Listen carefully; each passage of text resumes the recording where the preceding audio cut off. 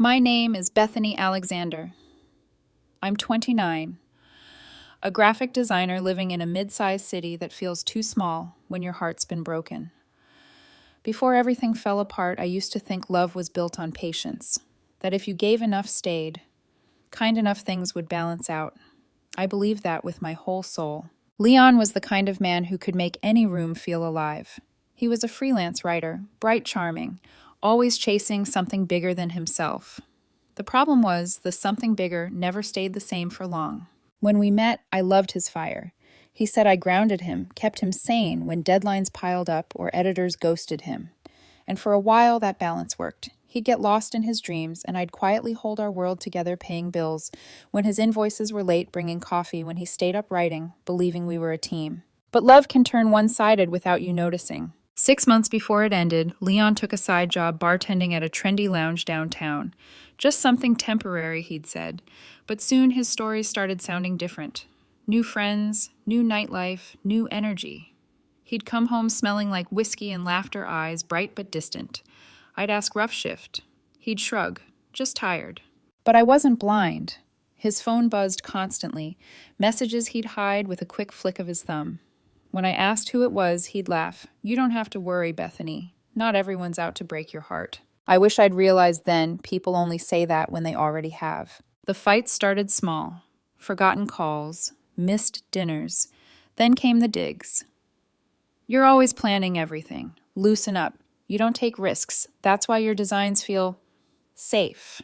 Each word was a splinter. He was becoming someone else, and maybe I was too.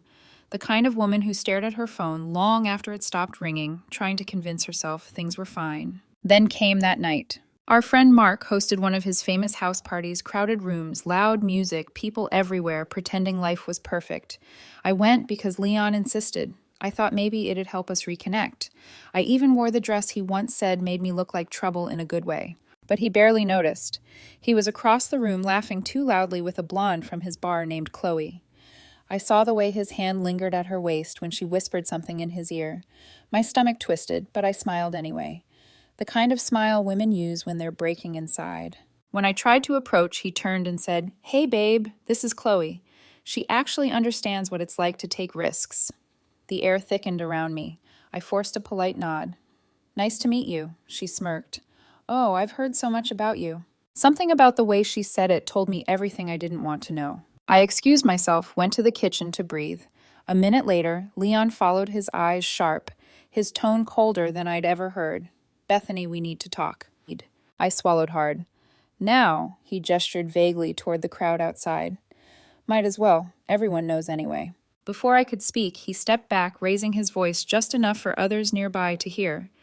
"I can't do this anymore. You're safe, Bethany. Predictable. I need someone with ambition. Someone who isn't afraid to live." Then he laughed, turning toward Chloe. "Like her." The room went quiet. Someone turned down the music. Every pair of eyes in that kitchen burned into me. My throat went dry. "Leon," I whispered, "can we at least talk in private?" He shook his head. "Why?" "So you can make me feel guilty again. I'm done being the bad guy because you're afraid to change." For a moment, I thought I'd collapse. My heart was racing so fast it felt like it was trying to escape. But then something inside me, something tired and quiet, snapped into focus. I didn't cry, didn't scream, didn't beg. I just said calmly, "If that's what you want, I won't stop you." He looked startled, like he'd been waiting for drama that never came. That's the thing about cruel people, they feed off reactions. Deny them that, and they lose control. I turned, picked up my purse, and walked out. Behind me, someone whispered, "What just happened?" And then I heard Leon's laugh, sharp, forced. Out on the porch, the night air was cold against my skin. My hands trembled, but my face didn't. In that silence, with music muffled behind closed doors, I realized something no one teaches you about heartbreak. Sometimes the loudest goodbye is the one you never say out loud. I called a cab, went home, and sat on the edge of my bed, staring at the blank wall where his sketches used to hang. I felt hollow, but beneath the ache was something else, a flicker of relief. It wasn't strength yet, just the first breath after drowning. But that was the night I stopped being the woman waiting for someone else to choose her, and started learning how to choose myself. The next morning, the sunlight felt wrong, too bright, too steady for a world that had just ended. Leon's toothbrush was still in the holder, his mug on the counter, a half-empty bottle of cologne by the sink. I stood there staring at those things, realizing that sometimes heartbreak isn't loud or cinematic. Sometimes it's just clutter that doesn't belong to you anymore. By noon, I'd packed his things into boxes, folded shirts, books, even that stupid typewriter he swore made his writing more authentic. I left everything neatly by the door, taped a note on top that said, "You wanted a new life. Here's a clean start." Then I left before I could change my mind. I found a tiny studio apartment across town, peeling paint, a single narrow window, and walls that echoed when I spoke, but it was mine. The first night there, I sat on the floor with a takeout box and silence. No constant phone buzzing, no sighs of disappointment, no pretending. Just me, the hum of the refrigerator, and a quiet that was both haunting and healing. I didn't cry much, not yet. The tears came later at random, folding laundry, hearing a song, walking past the cafe we used to visit. Grief hides in the smallest corners. At work, I buried myself in design projects. I'd always been good, steady, reliable, but I'd let Leon's chaos consume my focus. Now I stayed late, pitched new ideas, said yes to projects I used to think were above my pay grade. My boss noticed. "You've been sharper lately, Bethany," he said one evening as I handed over a rebrand proposal. "Keep that fire going." Funny, I thought. The fire Leon said I lacked. But it wasn't easy. Nights were the hardest. That's when the memories tried to crawl back in. His laugh, his arms, the promises that aged faster than milk. I'd lie in bed, staring at the ceiling, whispering to myself, "You're not broken. You're rebuilding." To shake off the emptiness, I joined a gym near my apartment.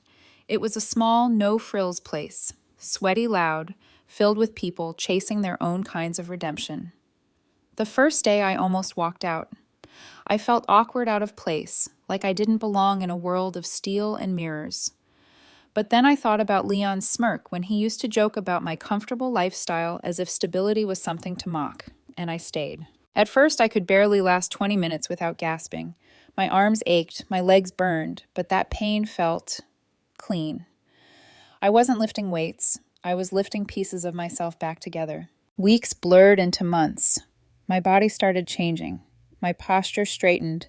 My reflection looked less like someone who'd been discarded and more like someone quietly reclaiming her strength. Even my smile, small but real, started coming back. Friends reached out here and there. Mark texted, "Hey, game night soon." "Don't worry, Leon won't be there." I almost said no. But then I thought, why should I keep shrinking just because he couldn't handle me? So I went. It was awkward at first. People avoided saying his name, tiptoeing around the story they'd all heard. But after a few drinks and some laughter, the heaviness began to lift. I wasn't Leon's ex in that room anymore. I was Bethany again. Still late at night, the old doubts sometimes returned. Maybe he was right. Maybe I was too safe, too predictable, too easy to walk away from. But then I'd remember that quiet moment on the porch, the calm that came after humiliation. That was strength, not weakness. One night after a long gym session, I sat in my car and finally let it all out. The anger, the humiliation, the confusion. I cried until my chest ached, until the rearview mirror blurred with tears. And then in the middle of that breakdown, a strange kind of peace arrived. He'd broken something in me, yes, but I was the one rebuilding it. Stronger, sharper, on my own terms. From then on, I treated every sunrise as proof he didn't ruin me. He freed me. And somewhere between the sweat, the silence, and the sound of my own heartbeat, I stopped waiting for closure because I realized the real closure isn't an apology. It's the moment you stop needing one. By the time autumn rolled around, I'd built something close to peace. Not perfect, never perfect, but steady. My studio had plants now, my walls had framed prints from projects I was proud of, and my laughter didn't sound forced anymore. I'd started freelancing on the side, taking on branding clients who liked my bold colors and clean lines. The confidence that Leon once mocked had quietly become my currency. I was no longer someone's supporting act. I was my own headline. Then, one Friday night, after wrapping a client call, I got a message from Mark. "Hey, heads up. Leon's been having issues at the bar. Word is he's been fighting with that girl, Chloe." "You didn't hear it from me. Okay." I stared at the message for a long moment, feeling a flicker of something I couldn't name. It wasn't satisfaction. Not quite. More like recognition. The kind of chaos he'd chased had finally turned around to bite him. I didn't reply, just locked my phone and got back to work. But the universe has a cruel sense of humor, because the next week he texted me, Leon. Hey, Bethany. Been a while. How are you? Miss talking to you. My chest tightened, not from longing, but from disbelief. Miss talking. After humiliating me in public and replacing me within hours, I stared at the screen, remembering his words from that night. I need someone with ambition. Someone who isn't afraid to live. Now here he was, crawling back like nothing had happened. I deleted the message without replying. A few days later, another one came. Look, I know I hurt you, but I was confused. Things with Chloe aren't what I expected. She's different. I made a mistake. He wanted a reaction, a thread of empathy to pull. But he'd taught me something valuable. Silence can be louder than words. So I blocked the number. That should have been the end of it, except he didn't stop. He found new ways to reach me. Unknown numbers, emails, even a DM on my work account of all places. The tone changed every time, sweet, remorseful, angry, desperate. Don't ignore me, Bethany. You're proving I was right. You are cold. That one made me laugh out loud. He still didn't get it. Refusing to be his emotional crutch wasn't cruelty. It was healing. Then came the phone call from a number I didn't recognize. Bethany, it's Lena. It took me a second to place the name. Leon's sister. We'd spoken maybe twice in all the years I'd been with him. Her voice was sharp, impatient. Listen, my brother's going through hell. Chloe kicked him out. He's sleeping on friends' couches, and he won't stop talking about you. Maybe you could, I don't know, talk to him. Help him get his head straight. I took a slow breath, staring out the window at the rain streaking the glass. Lena, with all due respect, Leon made his choices. I'm not the solution to them. She scoffed. You always were too proud. He's miserable, and you're just ignoring him. That old familiar guilt tried to creep in, the kind that used to make me clean up his messes, apologize for his anger. But not this time. I'm not ignoring him, I said quietly. I just stopped letting him use me as a safety net. Before she could reply, I ended the call. The rain kept falling. Outside, the world looked gray and distant, but inside my little apartment, it was warm. I lit a candle, made tea, and sat by the window, listening to the city hum. That night, I wrote something in my journal that I still come back to. When people show you their fire, don't try to warm yourself with it. Walk away before it burns you again. The next few weeks proved that walking away had been the right choice. Through mutual friends, I heard bits and pieces how Leon had been yelling at Chloe during her shifts, how he'd been drinking more than working. The bar manager finally fired him after a public argument that ended with broken glasses and someone calling security. People stopped mentioning his name around me after that, and honestly, I didn't miss it. But one night, while scrolling through my phone, a new message popped up. This one wasn't from him, it was from his sister again. You might not care, but Leon's a mess. He's broke, depressed, and blaming everyone but himself. He said you ruined him by cutting him off. Happy now. I didn't respond. I just put my phone face down and exhaled. Because I wasn't happy, not in a cruel way, but I was free, and that was worth everything. Still, somewhere deep down, I knew this wasn't the last time I'd hear from him. Men like Leon don't just vanish quietly. They circle back when their chaos runs out of fuel. And I could feel it in my bones. He wasn't done trying to pull me back into his fire. It happened on a Tuesday. Ordinary day emails, coffee gone cold, my desk covered with sketches for a new client rebrand. I'd finally gotten my routine down, and for the first time in a long time, I felt in control. Then my receptionist buzzed through the intercom. Bethany, there's someone here asking for you. Says it's urgent. I frowned. Who? A pause. Then hesitantly, he said his name's Leon. My stomach dropped. Of course. The universe couldn't let me have one peaceful Tuesday. I almost told her to send him away. But some part of me, the part that wanted closure or maybe just wanted to look him in the eye, one last time, said I'll be right down. The elevator ride to the lobby felt longer than usual. My reflection in the mirrored walls looked steady, but inside I was bracing for impact. And there he was, Leon. Except not the Leon I remembered. This version looked smaller somehow, thinner, unshaven.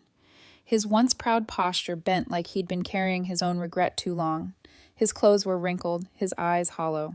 When he saw me, his lips parted like he didn't believe I was real.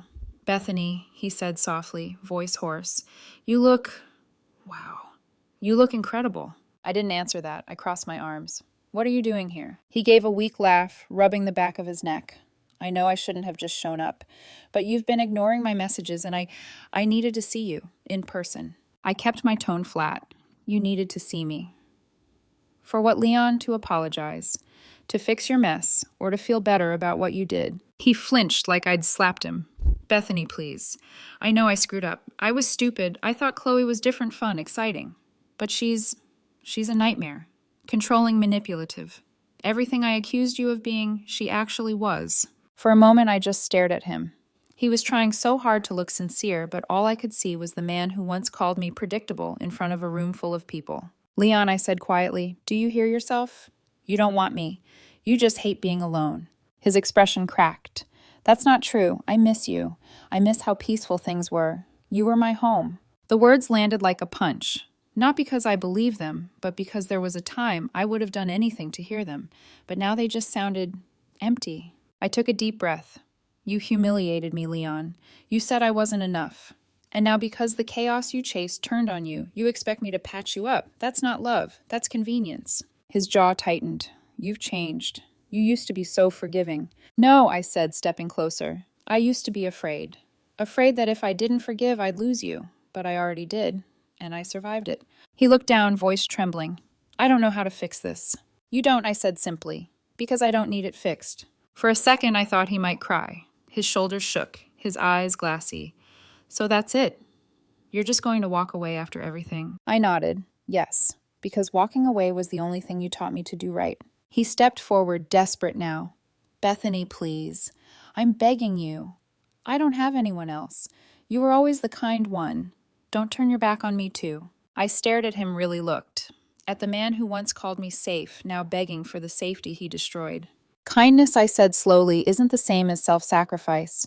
I can care about what happened to you and still refuse to let you back into my life. His voice broke. You're heartless. I almost laughed. No. I just stopped bleeding for people who enjoy watching me hurt. We stood there in the middle of the lobby, two ghosts of a past that had burned out long ago. Then I turned my heels, clicking on the tile, and walked away. The elevator doors slid shut between us, and for the first time in years I felt truly untethered. Not angry, not even sad, just free. Back in my office, I sat at my desk, staring at my reflection in the dark screen of my laptop. He had come looking for closure, but all he'd really done was remind me how far I'd come. And deep down, I knew it wouldn't be the last time he tried. People like Leon never handle losing control. But I wasn't his safety net anymore. I was my own anchor. Weeks passed after that confrontation, and something in me shifted permanently.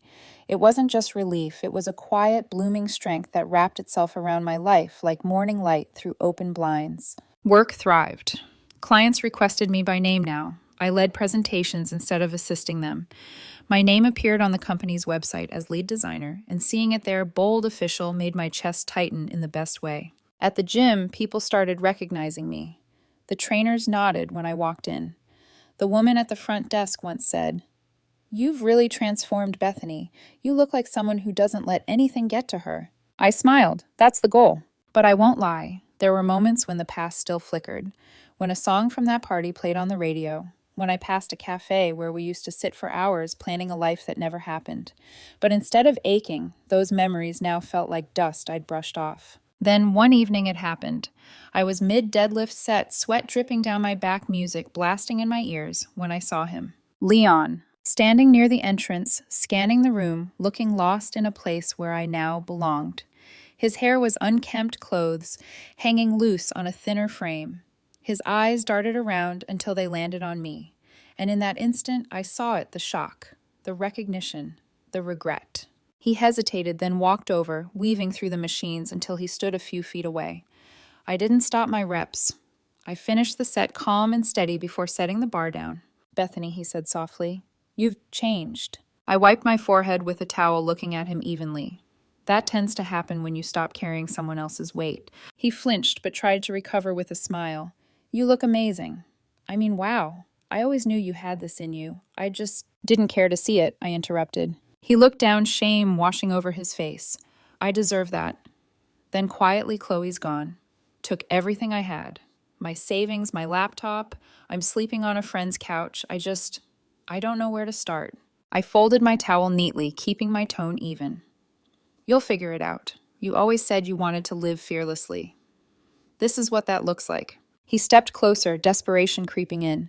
"Please, Bethany, don't do this.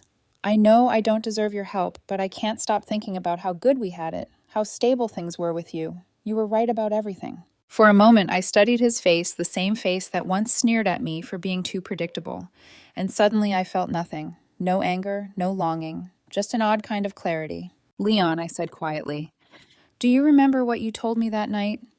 That you needed excitement? That I was too safe, too boring? He nodded weakly. I smiled, small calm, unshakable. Well, here's your excitement. Consequences, uncertainty, the thrill of losing everything. Enjoy it. His eyes widened, hurt flashing across his face. You've changed, he repeated this time like an accusation. I have, I said. I learned that love without respect is just dependency dressed up as passion. You taught me that. Around us, the gym hummed with energy weights, clanging trainers calling out encouragement. The world kept moving indifferent to his misery. I picked up my water bottle, slung my gym bag over my shoulder. He reached out suddenly, fingers brushing my arm. Please don't walk away again. I can be better. I'll change. I stepped back. That's the difference between us, Leon. I did change. You just regret it. And with that, I turned and walked away. The trainer passing by gave me a grin. Nice form on those lifts today, Bethany. I nodded, smiling faintly. Thanks. Took a lot of practice. Behind me, I could feel Leon's silence, the kind that comes when someone finally realizes they've lost their power. By the time I reached the parking lot, the air felt lighter. The night sky stretched wide and endless above me. I stood for a moment looking up and whispered not to him, but to myself. You're not the woman he left. You're the woman who outgrew him. And for the first time since that awful night at the party, I laughed. Not bitterly, not broken, just softly, freely. People always talk about revenge like it's some grand act, but sometimes the most poetic revenge is no revenge at all, just living better, full, unapologetic, untouchable. So I drove home with the windows down, wind tangling my hair, music loud and alive. The city lights blurred into gold streaks, and my reflection in the windshield didn't look sad anymore. It looked whole. And as I pulled into my street, I whispered the truth I'd earned the hard way. Sometimes the best revenge isn't proving them wrong. It's living like they never mattered.